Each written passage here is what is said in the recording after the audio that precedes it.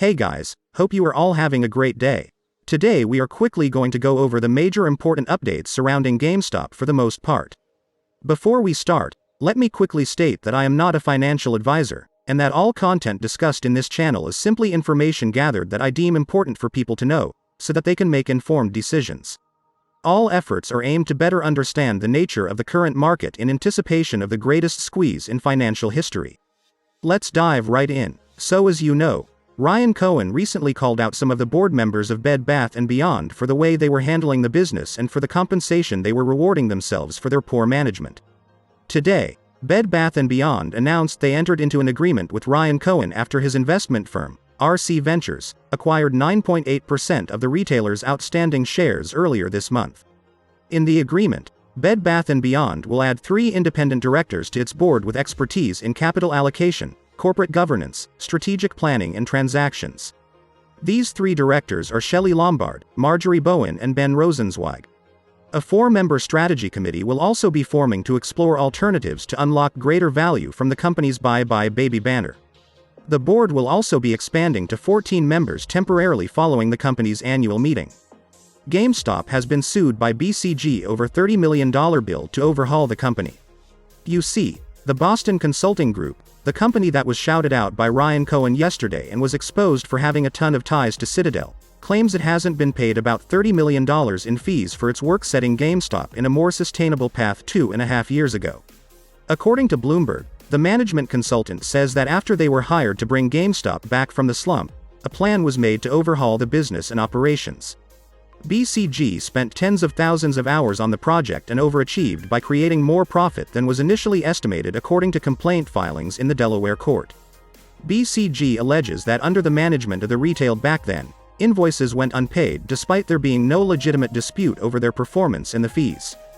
We shall see how this all goes, but I find that it cannot be a coincidence that Ryan Cohen called them out yesterday on Twitter and now we are learning about this lawsuit.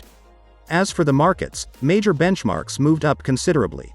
The S&P 500 gained 0.5%, Dow Jones gained 0.4% and Nasdaq lost 0.16%.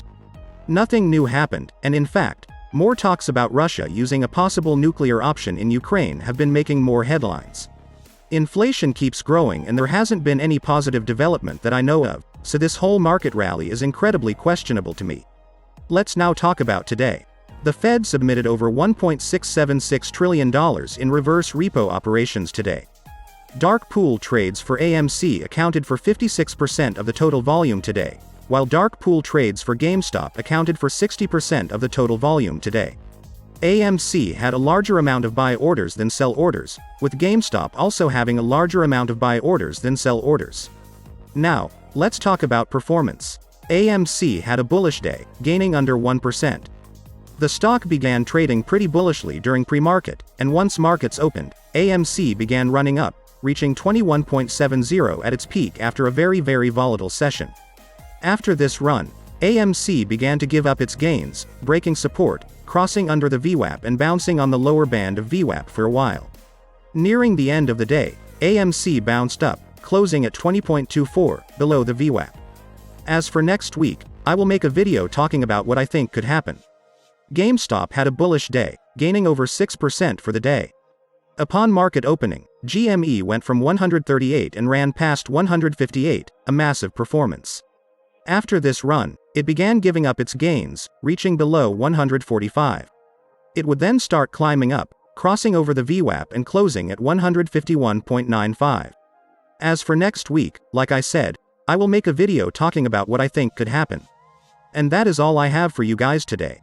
Thank you all so very much for making it to the end of the video. Let me know your thoughts down in the comments below. And most importantly, remember to come join my Discord. If you want to support this channel, I have a Patreon link in the description as well as some one-time donation links for Cash App and PayPal.